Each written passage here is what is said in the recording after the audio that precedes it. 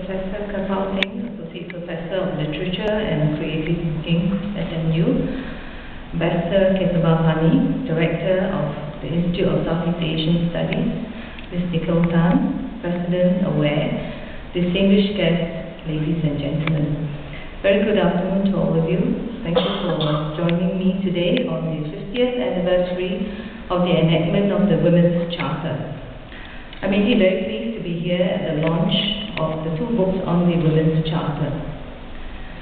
The Women's Charter, originally enacted in 1961, is the key marriage and family statute applying to all Muslim Singaporeans. It was one of the first pieces of legislation that was enacted in the history of modern Singapore. It began life when, in its manifesto for the election campaign of 1959, the People's Action Party promised a complete review of the family laws in Singapore. The statute came into existence when the party, upon forming the government, fulfilled its promise. In this context, tribute must be paid to the role of the women MPs then, Madam Chan Choy Siong in particular, for playing an outstanding role in getting the Charter enacted. We owe a debt of gratitude to Madam Chan and other like-minded women of her time for having laid the foundation for the promotion of women's rights in Singapore. The Charter is a testament to the foresight of the leadership of that time. It was reasoned that if Singapore wanted economic growth and development that would propel the country from third world to first world status, no one should be left out. The National Development Agenda, established in 1916, paved the way for a bold urban experiment. Slums were cleared and those affected were resettled. A national housing program, as some of you may recall, was established. Healthcare services were improved, quality education was made accessible. Children, whether they were boys or girls, were valued and nurtured to ensure that they could aspire to the best education possible. In this march towards progress, women were recognized as equal partners in the development process of Singapore, and the leadership then was cognizant of the importance of addressing women's rights in the domain of the family. In outlining the full details and obligations of women and men in the marriage, and in turn facilitating the protection of women as well as men, the Charter was the first legal guarantee for women on gender equality. In addition to outlawing polygamy, the Charter also accorded rights to women, the right to own property, to conduct trade, and to receive divorce settlements. This early legal protection extended to women has enabled us women to advance in several domains.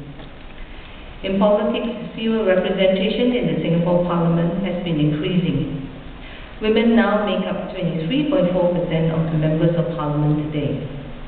This percentage exceeds the Inter-Parliamentary Union's world average of 19%.